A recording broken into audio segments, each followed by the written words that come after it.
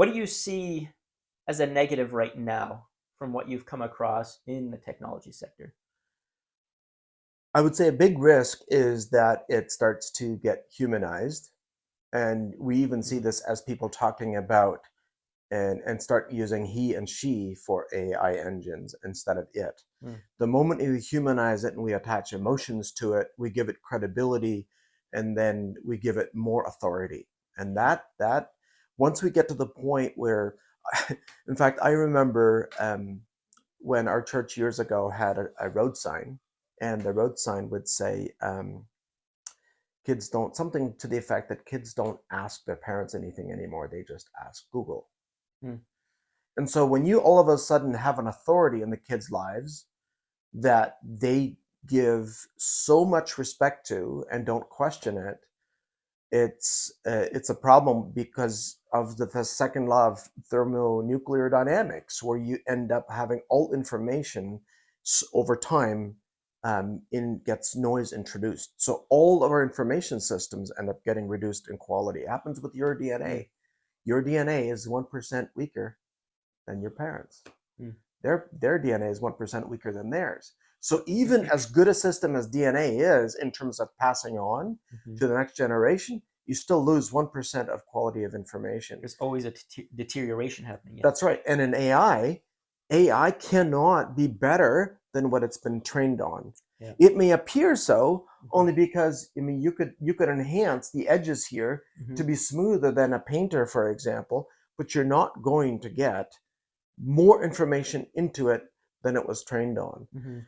And so not being aware of that can lead someone down a trap where it knows more. Now, having said that, there's lots of areas, for example, you want to study any particular topic, go deep, likely it has more information than we're able to be subject matter experts on to even assess. So Mhm. the risk is very, very strong that it would feed information that we have no way of validating. It's Mhm. like that with lawyers that have gotten caught, where they used a case study that AI mentioned that never even existed, Mm. Yeah. right? And so the danger is giving it too much authority. Yeah. So I guess in the beginning, kind of the AI systems would be feeding off of information that was actually put there by people, right? And using that. But eventually, information that AI is taking is just information that AI also has made, and it's Yep, feeding from that, which leads to this deterioration, is what yep, you're saying, right? yep. And so pretty much, so you end up with stories, yeah, where you're, it was completely made up. Actually, Right. Roger, one of your guys, right, it helps you out.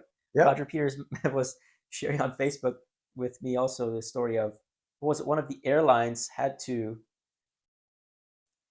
accept some, their AI assistant had given some kind of a deal or had said something to a passenger Yes. of something, about something that they didn't actually do, Right. but their AI assistant for the airline said this to them, right? And that's what the assistant is supposed to do, give them accurate information about the airline and about these. And now, now this AI robot had given some kind of deal or something happened anyways to this passenger, and the airline said, "Well, we don't have anything like that." But they but had to uphold it in but the they end. had to, because it was their system. And so I guess you can run into a lot of problems like that. But you mentioned relationships, and or this idea of humanizing it. I see this as a big problem happening a lot. Almost everywhere where you go online now, there's advertisements for something, and it's advertised like this: um, meet your AI girlfriend or something, Yes. your Right. AI whatever boyfriend. I also, what was it? A couple of weeks ago, there was a story about some youth guy, a teenager, I think it was, who had an AI girlfriend, and he ended up committing suicide, I believe. Mm. I think this was a couple weeks. I didn't read all of the details, but one of these cases again, he got attached to this AI girlfriend, and I don't know the details about what exactly happened in this relationship, I guess you would say, but this boy ended up taking his life through this fake relationship, Yeah. right? And it's being promoted like almost every site I'm going on, or like where there's ads playing all the time, right? Yeah. It's being pushed. AI this, AI girlfriend, AI relationships. Hey, meet your new whatever. Constantly, over and over and over again. And yeah, and now you have a case like this person committing suicide because of that. I haven't been aware of that, but that is clearly a humanizing aspect of it, right? If it starts fulfilling an emotional need, that very quickly becomes a dangerous territory, Mm. because now we're giving it authority to actually modify our emotions, and Mhm. it's a very good thing to be an assistant, but not as soon as it starts to affect our emotions. Mhm. To me, that's an absolute black and white line Yeah. where it should not be usable. Yeah. Yeah. But I can see how it can happen. Like I've, excuse me, I've used ChatGPT sometimes for various things and asked questions. And the way these AI models answer back feels very human Hmm. often, or they even apologize, or like I will ask them something, and then I realize that they got a piece of information wrong. I said, actually, this is maybe a little bit wrong, I think. And then they say, oh yes, sorry for giving you that answer. Yeah, actually, it would be, and then it gives me another Right. answer in a very human-like tone in a way. Right. And so it's easy to imagine that there's a person behind there Right. because this is how they're developing them. Well, especially with O1, the latest version, the one that's subscription based. Mm-hmm. When you ask it a question, it'll actually start with saying thinking dot dot dot, and then it will take a few seconds. Then it actually scours the internet in order to update its information because it's been trained on a model. And AI is actually not complicated. It Mm-hmm. is all number crunching. That's all it is. But it's very fast and very large array of numbers that it crunches in order to come up with. But once it's trained on a static set of data, like to create robots, it can do that forever. It does not need to be retrained Mm-hmm.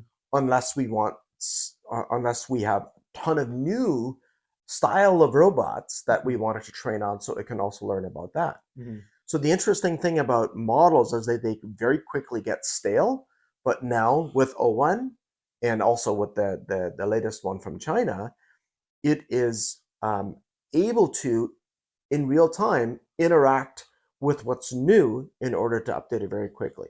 So the danger of it continuing to be very personalized is only getting higher. Yeah, I mean, I've only ever used an old model, and I haven't even used it anything like that recently. But like one of the more original ones of like OpenAI, like GPT-3 or something, the first one that it came out, and then start asking questions and Yep. seeing what it could all do. Yep.